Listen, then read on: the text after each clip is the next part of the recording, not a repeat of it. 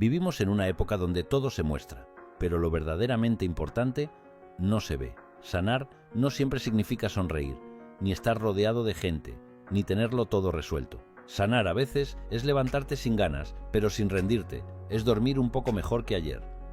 Es dejar de buscar explicaciones y aceptar lo que ya no tiene por qué doler. El proceso terapéutico no es un espectáculo, es un viaje silencioso, personal y profundo. El cambio no siempre brilla.